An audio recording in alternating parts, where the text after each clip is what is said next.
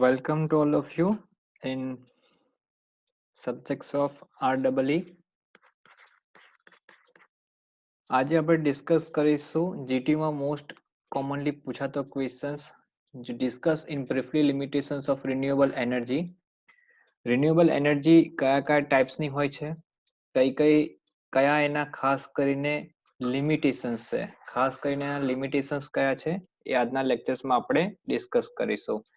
First of all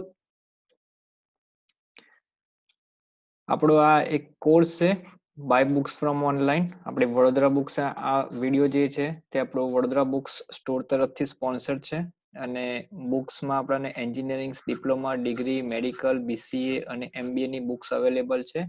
અને books મેળવવા માટે માત્ર તમારે ઇન્સ્ટાગ્રામ પર વડોદરા બુક સ્ટોર્સ ને ફોલો કરવાનું છે અને તમે બુક્સ મેળવવા માટે ડાયરેક્ટ એમને મેસેજ કરી શકો છો. તમારે જે પણ બુક્સ ઇન્ડિયાની બુક જોઈતી હોય કે પછી ટેક નોલેજ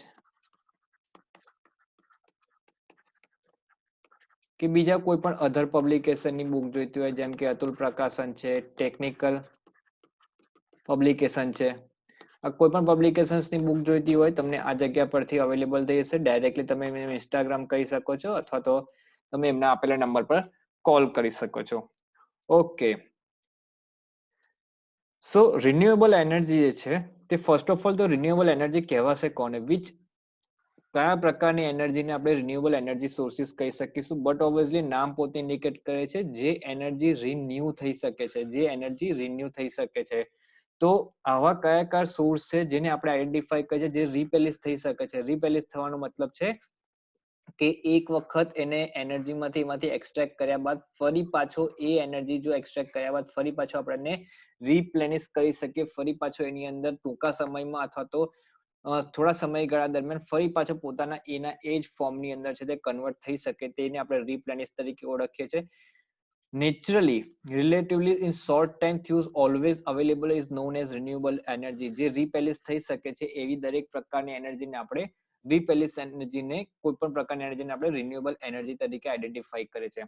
સો આના બટ ઓબ્વિયસલી આપણે બધાને એડવાન્ટેજીસ તો બધાને ખ્યાલ હોય કે એડવાન્ટેજીસ શું છે, બટ જીટીયુમાં જે વખતે ક્વેશ્ચન્સ પૂછાય છે તે વખતે પેપરને થોડુંક ડિફિકલ્ટ કરી દેવા માટે એમાં પૂછવામાં આવે છે ખાસ કરીને ડિસએડવાન્ટેજીસ. હા, ડિસએડવાન્ટેજીસ પૂછવા પાછળનો રીઝન જ એ હોય છે કે પેપરને થોડુંક ટફ બનાવી શકાય, તમારા થિયરી પોર્શનને થોડોક ટફ કરી શકાય, એ મેઇન રીઝન હોય છે. Disadvantages of non conventional sources પણ કહી શકાય અથવા તો રિન્યુએબલ એનર્જી, બંનેનું સિનોનિમ્સ એકબીજા એક સરખું જ શબ્દ છે કે નોન કન્વેન્શનલ એનર્જી પણ કહી શકો છો અને રિન્યુએબલ એનર્જી પણ છે તેને કહી શકો છો. તો first of all renewable energy એ શું કરે છે, એ કોઈ પણ વખતે એ રેન આઉટ થતી નથી. એટલે કે આખી લાઈફ ટાઈમ જ્યાં સુધી પૃથ્વી રહેશે, જ્યાં સુધી અર્થ રહેશે ત્યાં સુધી આ પ્રકારની એનર્જી છે તે અવેલેબલ રહેશે. બટ આ અવેલેબલ એનર્જીના કેટલાક ડિસએડવાન્ટેજીસ આપણે કંઈક નીચે પ્રમાણે લખી શકીએ. રિન્યુએબલ એનર્જીમાં સૌથી પહેલા આપણને ખબર છે કે સોલર એનર્જી, જે ખાસ કરીને અત્યારે દરેક ઘર પર સોલર પ્લેટ્સ લગાવવામાં આવે છે. આ સોલર પ્લેટ્સ તમે ખર્ચો ઘણો બધો વધારે આવ્યો છે. એ પ્લેટ્સનો જે ઇન્સ્ટોલેશન જે કોસ્ટ છે,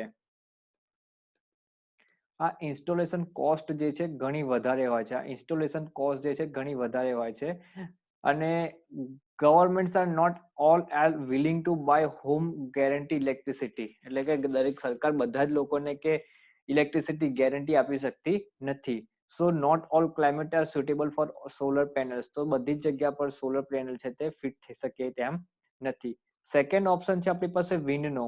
વિન્ડમાંથી આપણે જે વખતે વિન્ડ ટર્બાઇન આપણે મૂકીને અલગ અલગ જગ્યા પરથી આપણે ઇલેક્ટ્રિસિટી જનરેટ કરી શકીએ છીએ અને જે વખતે વિન્ડ બ્લો થશે તેવી કન્ડિશન્સમાં આપણને ઇલેક્ટ્રિસિટી જનરેટ થશે. આ ઇલેક્ટ્રિસિટી જનરેટ થશે એ દરેક જગ્યા પર અવેલેબલ નથી. દાખલા તરીકે માત્ર સી એરિયા અથવા તો ડેઝર્ટ એરિયા, આ ડેઝર્ટ એરિયાની અંદર જ આ છે તે આ પ્રકારની વિન્ડ એનર્જીમાંથી આપણે ઇલેક્ટ્રિસિટીને એક્સટ્રેક્ટ કરી શકીશું. બાકીના બધા એરિયાની અંદર જે છે તેનું આઉટપુટ જે છે તે ઘણું ઓછું રહેશે અથવા તો ઘણી ઓછી માત્રામાં રહેશે, જેથી જેટલી જોઈએ એટલો પાવર આપણને જનરેટ થઈ શકે નથી. બીજું કે વિન્ડ એનર્જીને એક્સટ્રેક્ટ કરવા માટે લાર્જર પાવર પ્લાન્ટની જરૂર પડતી હોય છે.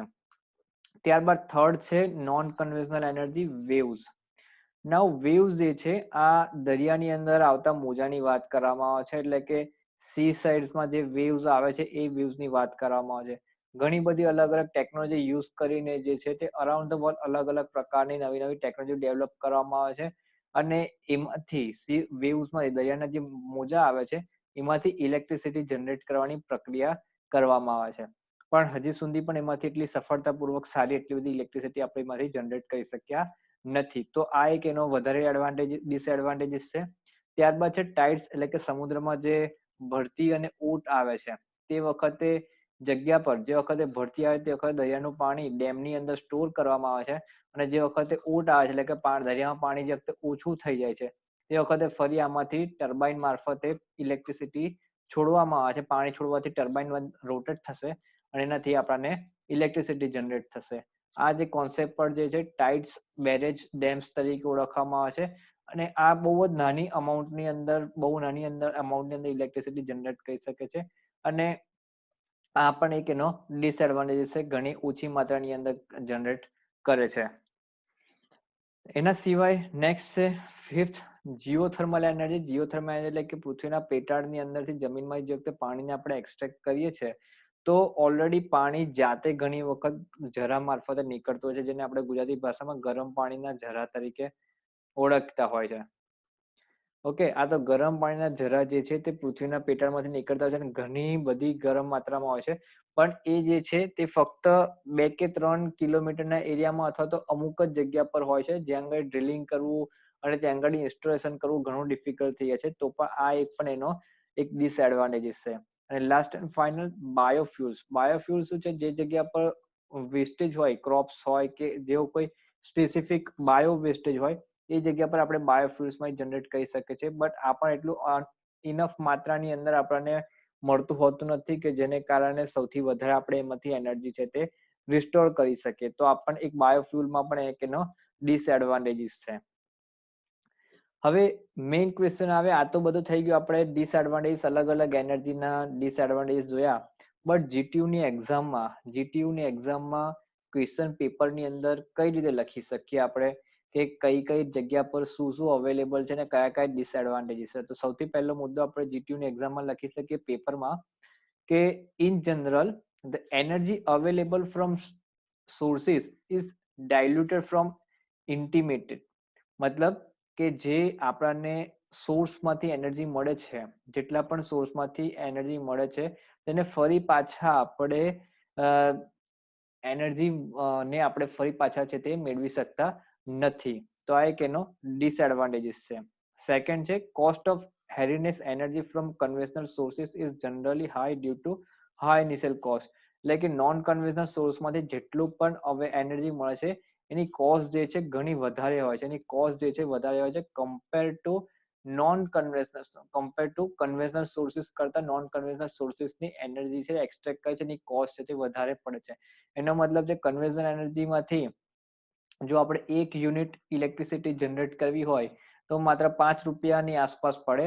પણ જો નોન કન્વેન્શનલમાંથી સેમ વસ્તુ આપણે 1 યુનિટ ઇલેક્ટ્રિસિટી જનરેટ કરવી હોય તો ઓલમોસ્ટ આપણે 9 રૂપિયાથી 12 રૂપિયાની આસપાસ પડે. ઓલમોસ્ટ 4 રૂપિયાથી લઈને 10 રૂપિયા 4 રૂપિયાથી લઈને 7 રૂપિયા સુધીનો આપણને મોટો ડિફરન્સ છે તમને જોવા મળે છે. તો આ એની કોસ્ટ જે છે તે ફાઇનલ કોસ્ટ છે તે વધારે આવે છે. એ આ એક એનો ડિસએડવાન્ટેજીસ છે. થર્ડ ડિસએડવાન્ટેજીસ છે it depend upon natural phenomena.